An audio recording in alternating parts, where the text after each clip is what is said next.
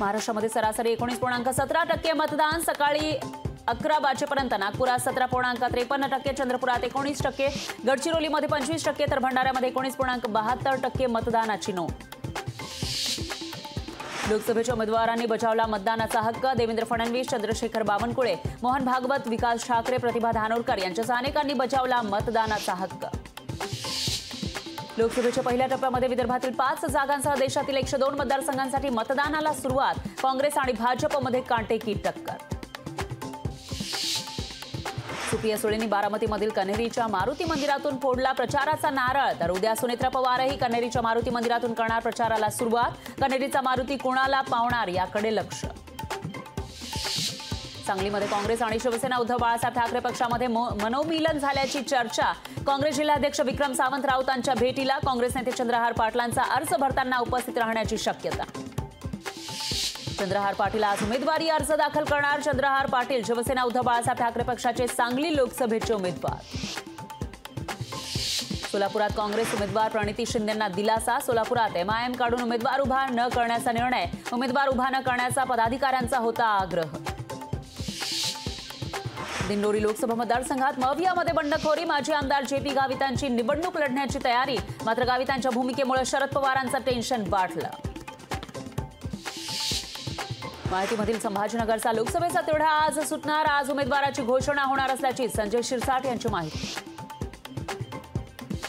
माढा लोकसभा मतदारसंघात भाजपला धक्का। उत्तम जानकर राष्ट्रवादी शरदचंद्र पवार पक्षामध्ये करणार प्रवेश। प्रदेशाध्यक्ष जयंत पाटलांच्या उपस्थितीमध्ये अनेक कार्यकर्त्यांसह करणार पक्ष प्रवेश।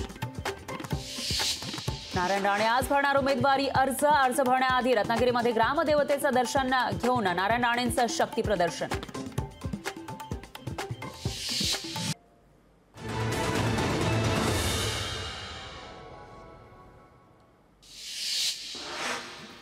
माझी बदनामी नको असेल तर लीड द्या। अशोक चव्हाणांची नांदेडकरांना भावनिक साथ। पक्षाला नांदेडच्या जागेची गॅरंटी दिली आहे। मतं कमी मिळणं म्हणजे आपली बदनामी, अशोक चव्हाणांचं वक्तव्य।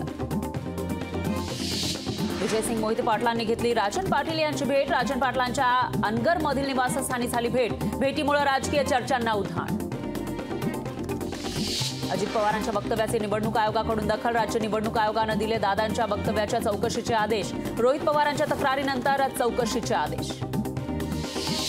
दिनेश भूप रात्री जुगार खेळतात। बळवंत वानखेडेंच्या मतदारसंघात अंधार आहे। रवी राणांची मविया आणि प्रहारच्या उमेदवारांवर टीका। केंद्रीय मंत्री अमित शहांनी गांधीनगरमधून दाखल केला उमेदवारी अर्ज। अमित शहा दुसऱ्यांदा गांधीनगरमधून लोकसभेच्या रिंगणात। पंतप्रधान मोदी आज वर्ध्यात आर्वी तालुक्यातील तळेगावमध्ये रामदास तडस यांच्यासाठी घेणार प्रचार सभा। आज 19 राज्य आणि 2 केंद्रशासित प्रदेशांमधील 102 लोकसभा मतदारसंघांमध्ये मतदान। कमलनाथ, पी चिदंबरम, सुपरस्टार रजनीकांत यांनीही बजावला मतदानाचा हक्क। निवडणुकीमध्ये मतदानाचा टक्का वाढवण्यासाठी घेतली जाणार विविध क्षेत्रातील नामवंतांची मदत। साहित्यिक मधु कर्णिक, नाना पाटेकर, प्रशांत दामले आदी 16 मान्यवरांची सदिच्छा दूत म्हणून निवड। आदित्य ठाकरे आज शिर्डी दौऱ्यावर। आदित्य ठाकरे आणि थोरात यांच्या उपस्थितीमध्ये भाऊसाहेब वागचौरेंनी दाखल केला अर्ज। वागचौरेंच्या प्रचार सभेला आदित्य ठाकरे करणार संबोधित। संजय राऊतांविरोधात युवा स्वाभिमानी आणि भाजप आक्रमक। दोन्ही पक्षांकडून राऊतांविरोधात पोलीस ठाण्यात तक्रार दाखल। नवनीत राणांबद्दल आक्षेपार्ह वक्तव्य प्रकरणी तक्रार। पंतप्रधान मोदींची आज वर्ध्यातील तळेगावमध्ये सभा। मोदींच्या सभेतील खुर्च्यांवर पंचार राहुल गांधींच्या फोटोचे स्टिकर। प्रकार लक्षात येताच भाजप कार्यकर्त्यांनी फाडले स्टिकर।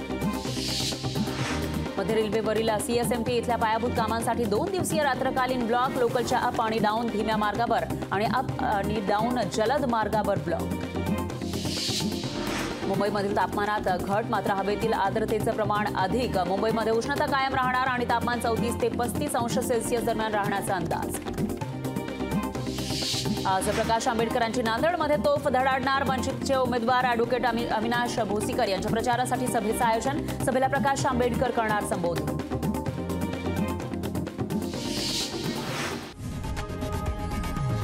लोकशाही मराठी ऐका, पहा, जागरूक रहा।